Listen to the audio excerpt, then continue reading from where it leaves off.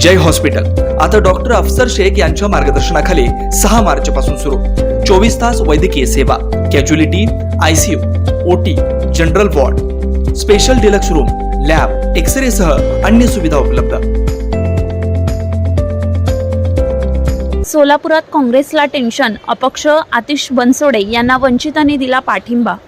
सोलापूर लोकसभा मतदारसंघातील वंचित बहुजन आघाडीचे उमेदवार राहुल गायकवाड यांनी अनपेक्षितपणे या निवडणुकीतून माघार घेत काँग्रेस पक्षाला पाठिंबा दर्शवला असून त्यांनी राहुल गांधी यांच्या उपस्थितीत प्रवेश केला आहे।